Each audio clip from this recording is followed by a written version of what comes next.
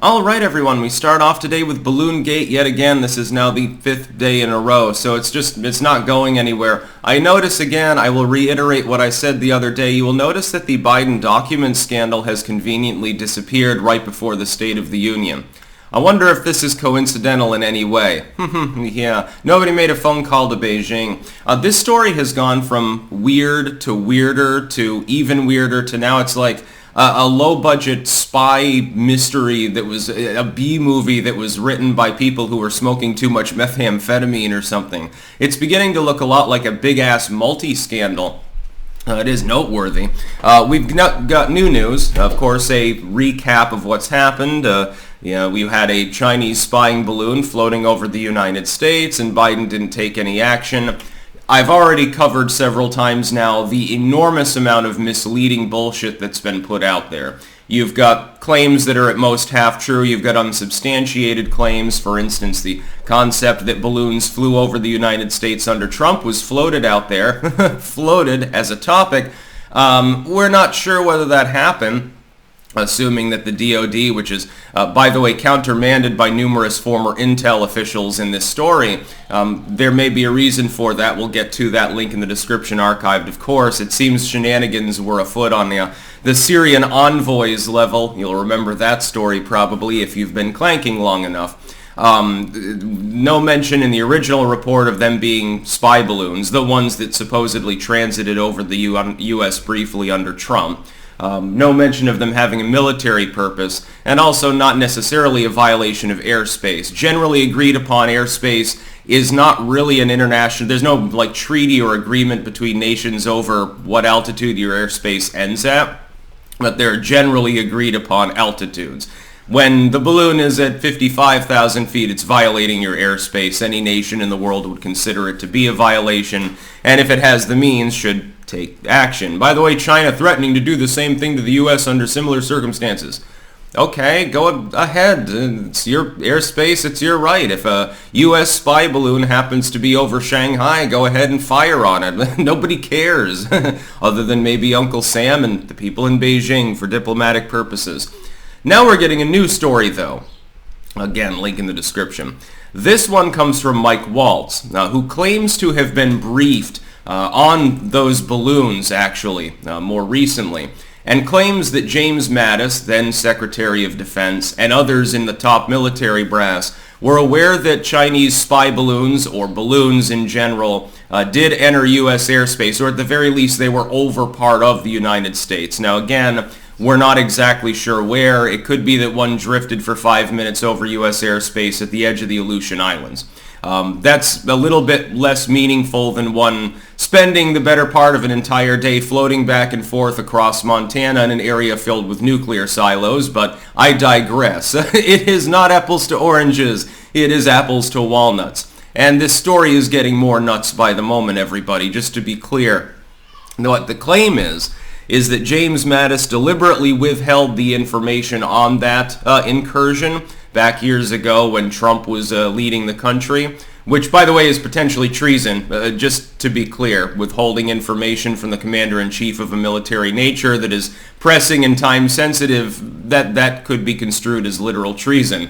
James Mattis may have fucked up royally. I wonder why they don't want Trump back in office, by the way. It's a mystery to me. I'm breaking all the toys, including the military-industrial complex, I suppose, at this point. I wonder if he'll weigh in further on the issue.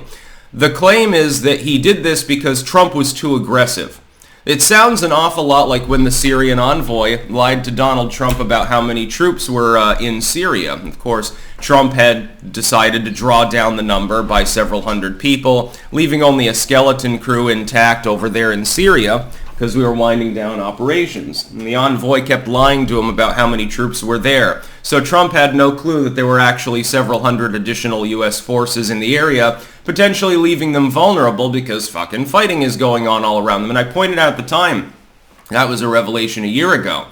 The problem is that if you did end up with some massive strike on the U.S. base there, and you have to account for the casualties, and you've told people there are 300 people at a base, but 350 people manage to die or get injured, that becomes a major diplomatic crisis and a major crisis trying to explain that to the American public. The envoy, to my knowledge, has never been punished for this, which again does not surprise me. One butt washes the other under the Biden stewardship, so to speak. This is more concerning.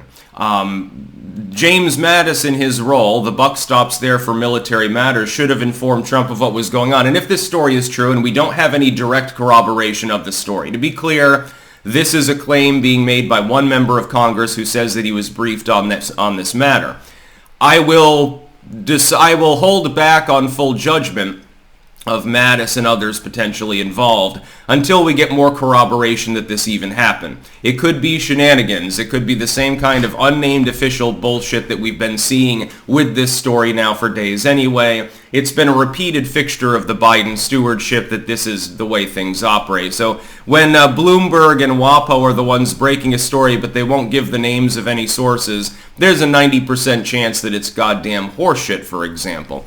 But if this did happen, it means, just to not put too fine a point on it, it means that the United States is partially under the control of an unelected military group. That is, that the military brass has decided that it's no longer their responsibility to let those politicians. This is like something from Dr. Strangelove. Well, war is too important to be left up to the politicians. It's like a General Ripper moment here with James Mattis. Again, it literally could be lifted from a movie.